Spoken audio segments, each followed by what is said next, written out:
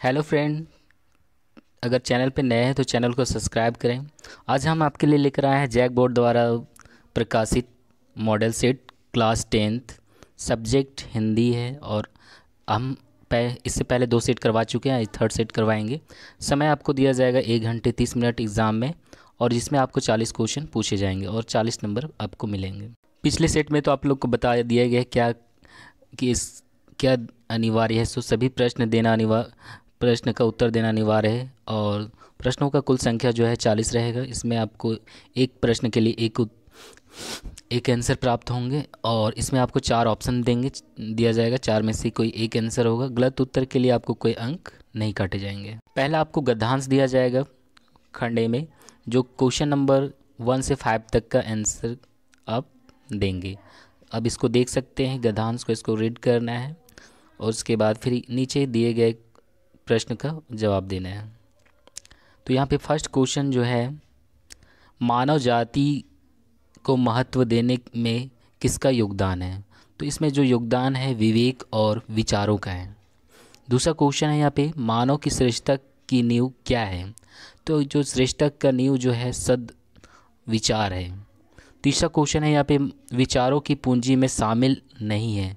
तो वो क्या शामिल नहीं है, उत्साह शामिल नहीं है। क्वेश्चन नंबर 4 है, मानव में पाशविक प्रवृत्तियाँ क्यों जागृत होती है। तो इसका आंसर जो हो जाएगा कुविचारों के कारण। 5वां है यहाँ पे, सद्विचार का विलोम शब्द क्या है। तो सद्विचार का विलोम शब्द जो होता है दुर्विचार होता है।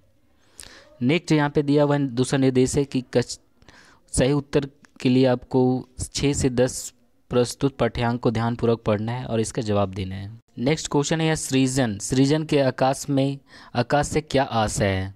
तो सृजन आकाश से यह आशय है कि इसका आंसर हो जाएगा चिड़ियों का नया घोंसला। 7वां क्वेश्चन है, चिड़ियाँ अपना घोंसला क्या जोड़कर बनाती हैं। तो चिड़ियाँ जो है अपना घोंसला जो है तिनका लाकर बनाती है। नेक्स्ट क्वेश्चन है, मानव और दानव में क्या अंतर है। इसका आंसर हो जाएगा मानव आंसू पूछते हैं और दानव आंसू लाते हैं। मतलब आंसू जो है मानव पूछता है एक दूसरे का, और दानव क्या करते हैं, सिर्फ आंसू लाते हैं। इसका आंसर हो जाएगा ए। उसके बाद है नाश का विलोम शब्द क्या होगा। तो नाश का विलोम शब्द जो हो जाएगा, तो लगता है कि नाश का विनाश होना चाहिए, लेकिन नहीं, नाश का जो होगा वो सृजन होगा। इसके बाद एक कविता का संदेश क्या है। तो इसका आंसर हो जाएगा खुद मिटकर भी दूसरों का भला करना चाहिए। उसके बाद नेक्स्ट जो आपको पूछा जाएगा वो व्याकरण से पूछा जाएगा। क्वेश्चन है यहाँ पे कि चिड़ियाँ आसमान में उड़ती हैं, इस वाक्य में कौन सी क्रिया है। तो इसमें जो क्रिया है वो आक्रामक क्रिया है। नेक्स्ट क्वेश्चन है यहाँ पे, जिस वाक्य में कर्ता और क्रिया उपस्थित होते हैं किंतु कर्म ना हो, वो कौन सी क्रिया होती है। तो इसका आंसर जो हो जाएगा वो आक्रामक हो जाएगा। इसके बाद है, उत्तर का अनिकार्थी शब्द नहीं है।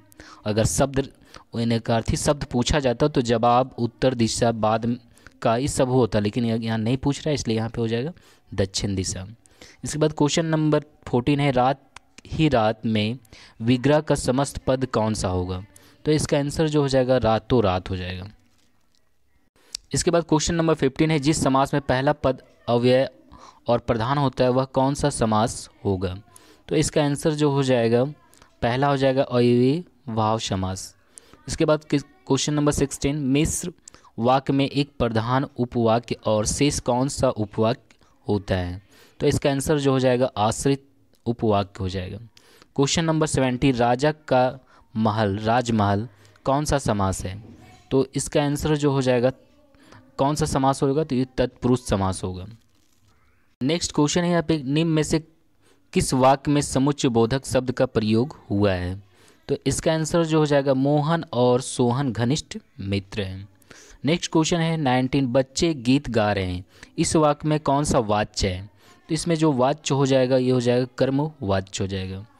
नेक्स्ट क्वेश्चन 20, मजदूरों के द्वारा पेड़ काटा जा रहा है, वाच्य का कौन सा भेद है। तो इसका आंसर जो हो जाएगा कर्म वाच्य हो जाएगा। नेक्स्ट जो है आपको बुक से क्वेश्चन पूछा जाएगा, नीचे निर्देश भी दिया गया। निर्देश प्रस्तुत गद्यांश और ध्यानपूर्वक पढ़कर प्रश्न 21 से 24 तक के सही उत्तर का चयन करना है। आप ये गद्यांश जो है रीड कर सकते हैं और इसके बाद इसके प्रश्नों पहला 21 पर नंबर प्रश्न है कि प्रस्तुत गद्य में किसकी मन की बात मन में ही रह गई। तो यहाँ पे जो आंसर हो जाएगा गोपियों का हो जाएगा। क्वेश्चन नंबर 22, कृष्ण ने गोपियों के लिए कौन सा संदेश भिजवाया। तो जो संदेश वो उन्होंने भिजवाया था वो योग के लिए संदेश भिजवाया था। 23, कृष्ण के संदेश को सुनकर गोपी की स्थिति कैसी हो गई। तो उनकी जो स्थिति हो गई थी वो विरह की आग जैसी हो गई थी। उसके बाद क्वेश्चन नंबर 24, गोपियों के अनुसार कृष्ण ने कौन सी मर्यादा का उल्लंघन किया। तो इसका आंसर जो हो जाएगा प्रेम का उल्लंघन किया। इसके बाद यहाँ पे दिया हुआ निम्नलिखित सही प्रश्नों का विकल्प का चयन करना है। 25 नंबर, उत्साह कविता किन अर्थों की ओर संकेत करता है। तो ये जो संकेत करता है ललित कल्पना क्रांति चेतना के साथ नवनिर्मित नवचार की ओर करता है। क्वेश्चन नंबर 26, जल जात का अर्थ क्या हो गया। तो जल जात का जो अर्थ होगा वो हो जाएगा आपका कमल का फूल। इसके बाद क्वेश्चन नंबर 27, नागार्जुन ने फसल के लिए किन आवश्यक तत्वों की चर्चा की। तो इसका आंसर जो हो जाएगा इसमें नदियों का पानी, किसानों का मेहनत, मिट्टी का गुणधर्म और सूर्य की किरणें, उपयुक्त सभी। आंसर जो होगा उपयुक्त सभी हो जाएगा। कितने साल तक हालदार साहब काम के सिलसिले में उस कस्बे से गुजरते रहे। तो इसका आंसर जो हो जाएगा 2 साल तक हो जाएगा। नेक्स्ट यहाँ दिया हुआ निर्देश की प्रस्तुत गद्यांश को ध्यानपूर्वक पढ़कर क्या करना है 29 से 32 तक के सही प्रश्नों का उत्तर देना है। इसको गद्यांश को पहले अच्छे से रीड कर लेना है और उसके बाद 29 से प्रश्न का जवाब देना है। तो 29 में पूछा जा रहा है प्रस्तुत गद्यांश में किस कहानी से लिया गया है। तो 29 में जो गद्यांश लिया गया है वो है नेताजी का चश्मा से। इसके बाद क्वेश्चन है हालदार साहब कितने दिनों बाद कस्बे से गुजरे। तो इसका आंसर जो हो जाएगा 15 दिनों के बाद। कितने दिनों के बाद 15 दिनों के बाद। 31 में है कस्बे के चौराहे पर किसकी प्रतिमा लगी थी। तो यहाँ पे तो इसका जवाब कोई भी दे सकता है कि नेताजी सुभाष चंद्र बोस की प्रतिमा लगी हुई थी। इसके बाद हल्दर साहब को क्यों लगा कि अब मूर्ति पर चश्मा नहीं होगा, क्योंकि इस कैप्टन मर गया था।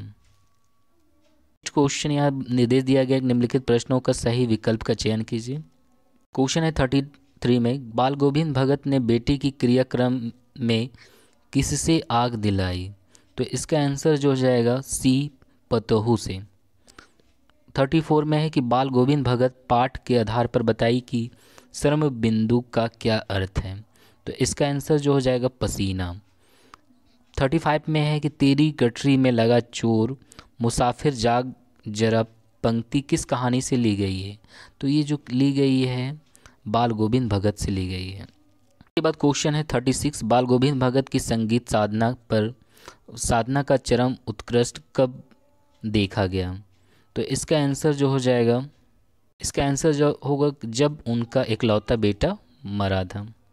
इसके बाद यहाँ पे निर्देश दिया हुआ है प्रस्तुत गद्यांश को ध्यानपूर्वक पढ़कर क्या करना है 37 से 40 तक के प्रश्न का सही उत्तर का जवाब देना है। पहले गद्यांश को अच्छे से रीड कर लेना है, इसके बाद ये प्रश्न दिए हैं इनके उत्तर को देना है। तो यहाँ 37 में है प्रस्तुत अंश किस कहानी से ली गई है। तो ये जो ली गई है ये माता का आंचल से लिया गया है। क्वेश्चन नंबर 38 लेखक की माँ ने लेखक के घाव पर क्या पीसकर लगाया। तो यहाँ पे जो पीसकर लगाया गया था वो हल्दी लगाया गया था। लेखक कहाँ डर कर छिप रहे थे। तो इसका आंसर जो हो जाएगा मैया के आंचल में। उसके बाद क्वेश्चन है 40 में माता के आंचल में लेखक को क्या मिला। तो उनको जो मिलता है प्रेम और शक्ति मिलता है। वीडियो पूरा देखने के लिए थैंक यू। और पीछे अगर मेरी वीडियो को नहीं देखे हैं तो पीछे फर्स्ट और सेकंड वीडियो देख लें। अभी तक वीडियो सब्सक्राइब नहीं किए हैं तो ज़रूर कर लें नेक्स्ट सेट के लिए।